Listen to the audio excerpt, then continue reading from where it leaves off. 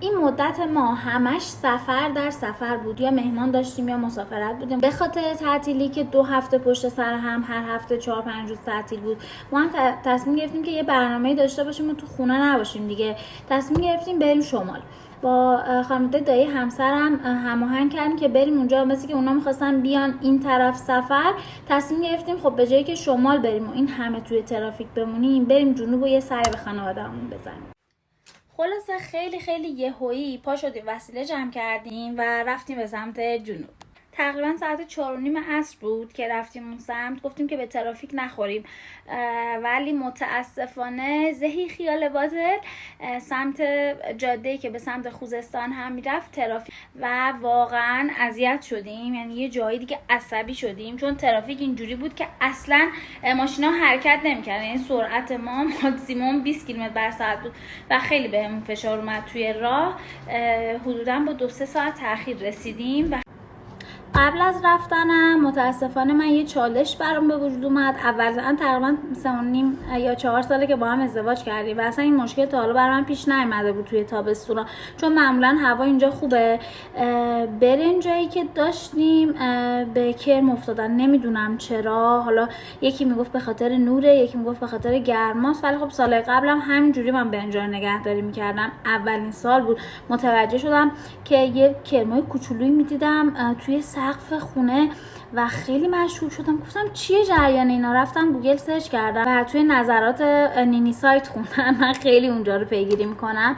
نوشته بودن که حتما برنجتون اتفاقی براش افتاده. رفتم برنجا رو دیدم، وای چشمتون روز بد نبینه. من اصلا یه حالت بدی دارم نسبت به این چیزا. خلاصه این که ما برنجا رو در آوردیم، سعی کردیم اون اطراف کیسه برنجی و هرچی از این کرما و اینا میبینیم با جار برقی بکشیم. من کل اینو زیر تخت گذاشته بودم دیگه، تخت خوابمون. کل زیر تخت رو کشیدم بیرون، همه وسایل رو خارج کردم، همه رو از اول شستم، رو تختی، رو بالشی، پتو، هر چیزی که بود و من شستم. و باز هم میدیدم که به سمت سقف یه تعدادی حرکت میکنه. انقدر حالم بد شد، واقعا یه حس بدی نسبت به این قضیه دارم. فکر میکنم خیلی این شکلی باشم، من تنها نباشم.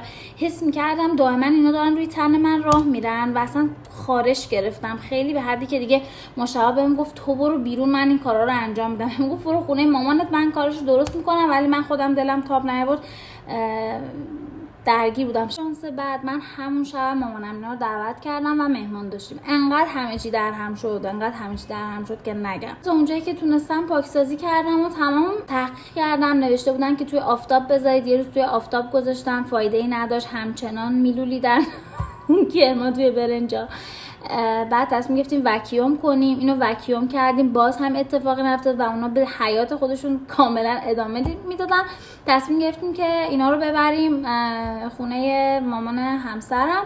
ایشون حالا بهتر میدونن و افرادی رو سراغ دارن که شاید این برنج به دردشون بخوره. بردیم و تحویل دادیم بهشون و خودشون یک کاری باهاش کردن. حالا بخشیدن اینا رو.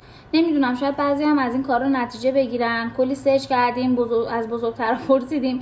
یکی میگفت سیر بندازید توش، یکی میگفت که نمک بریزید. همه این کارا رو کردیم و واقعا هیچ تأثیری ندیدیم دیگه. کاملا ناامیدوارانه دادیم رفت برنجا رو. تقریبا 20-25 کیلو برنج بود و دیگه باخت دادیم اونا رو.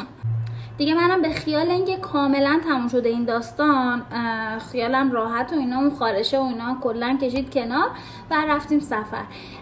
دیشب که رسیدیم نگم که با چه صحنه‌ای روبرو شدم. دیدم این کرمایی که حالا کشته نشده بودن یا ما اونا رو جمع نکرده بودیم یا ندیده بودیم، تبدیل شدن به پروانه. ساعت 3 نصف شب بعد از 11 ساعت رانندگی اومدیم با جارو برقی شروع کردیم کشیدن اینا رو همه کشیدیم و به خیال اینکه تمام شده خوابیدیم. خب منم صبح پا شدم، خیلی همه چیز طبیعی بود. ظهر دعوت بودیم برای نهار و تقریبا از که برگشتم چراغ و اتاقو که روشن کردم نگم انگار توی جنگل بودم. این پروانه ها همه پرواز میکردن توی خونه.